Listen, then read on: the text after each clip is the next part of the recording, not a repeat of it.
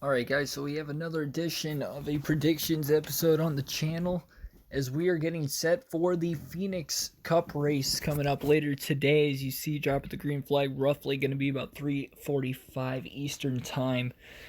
Last race of the West Coast swing on the last predictions episode. We did pretty good. I was debating on between Bowman or Blaney to win the race. I ended up taking Blaney, and my heart kind of took over my actual prediction.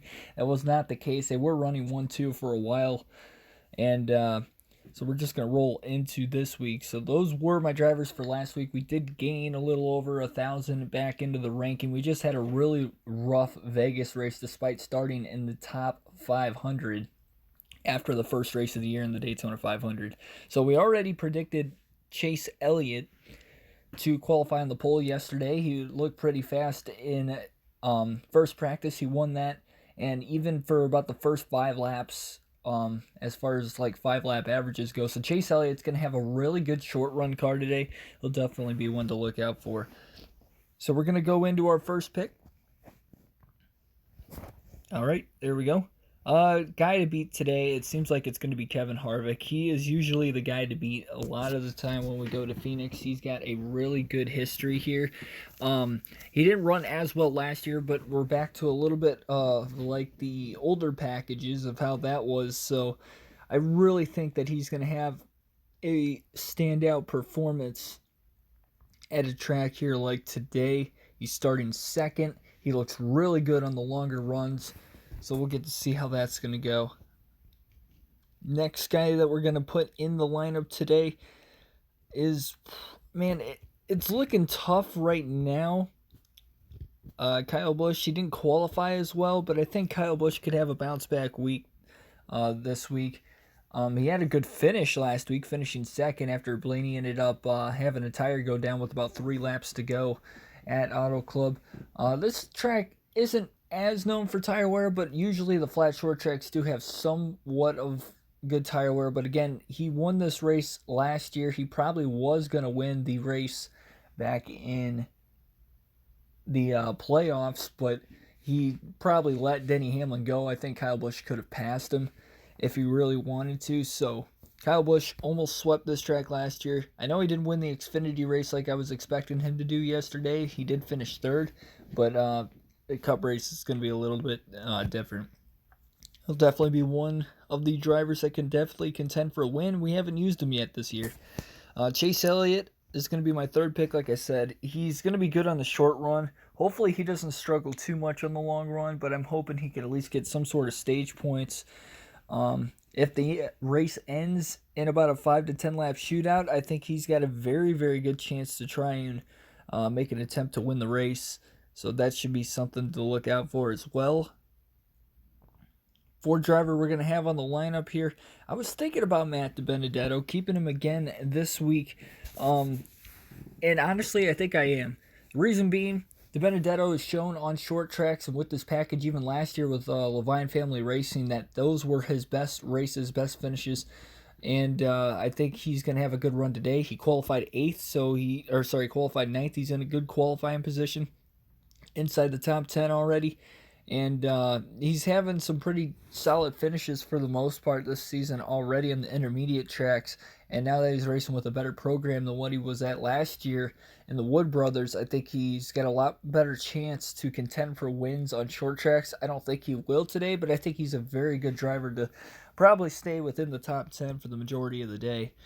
And then our fifth driver is going to be Ryan Blaney. We're going to keep him in the lineup again. We've only used him once so far this year. That was last week. He's just on a hot streak. And last year he finished in the top 3 in both the Phoenix races. He got passed with about 15 to go while leading. When Kyle Busch passed him last year, Kyle Busch was seemingly the more dominant car anyway. But Blaney took a good strategy. He ended up finishing second and then had a chance to win late in overtime in the fall race and ended up finishing third. So that is going to be that for the starting 5. Now we go into the garage. So who's going to be a good backup driver here in case something does not go right? There's a couple guys that I think can have a good run. Martin Truex Jr.'s looked strong this year, just hasn't gotten exactly the finishes he needs. He could probably break that barrier today. Brad Keselowski looks really, really good on the longer runs, and I'm kind of almost regretting not putting him in the lineup. If I don't, yeah, Keselowski looks really good. Christopher Bell, he's qualified 15th, so not too terrible. He'll be starting mid-pack. He looked fast in final practice. As I imagine, I think that his better tracks are going to be the short tracks this year with this kind of aero package, less on throttle time, and a lot better reaction time, I guess. So I think he could have a good run today. That same goes for Eric Jones. Denny Hamlin, he starts third. He did win this race in the fall.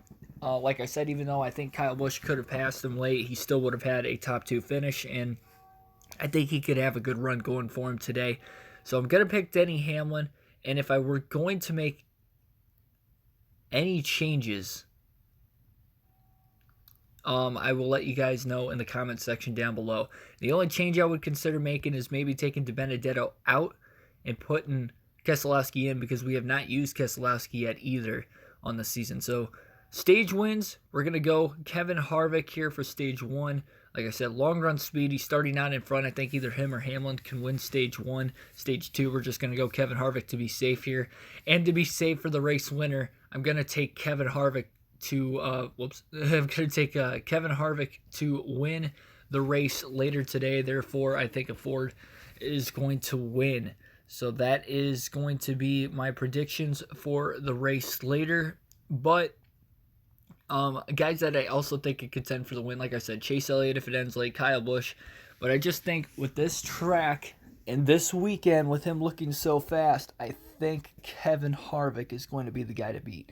And you know what? I know I said a lot of good things about Matt DiBenedetto, and I'm going to keep those good things, but I'm actually going to switch him out here. I am second-guessing my opinion, so I will not have to let you guys know in the comments section. I'm going to take Brad Keselowski on the team. He's starting a little further back. He looked a lot better. He had the best 30-lap average and 25-lap average in practice. So, and barely over Harvick, but both those two definitely have long-run speeds in the car. So we're actually going to put him in the garage to start the race because he hasn't had great finishes so far this year. But, yeah, that'll be that. But, yeah, Matt DiBenedetto, definitely another strong candidate. Mark Truex Jr., really any of the Toyota drivers, Eric Jones, Matt DiBenedetto, or Eric Jones and Christopher Bell. So if you guys need those guys in because you might have used guys like Hamlin, Blaney, them guys a lot this year, Keselowski, then I could definitely see using them. We have actually used DiBenedetto twice already, and we have not used Keselowski once. So that will be my picks there. Hope you guys enjoyed. What are your thoughts down below in the comments section? Who do you think is going to win at Phoenix later today? Who do you think are going to be strong candidates? What would you like to see in the race today? I'll catch you next time. And subscribe for more NASCAR daily content. And like the video if you did enjoy.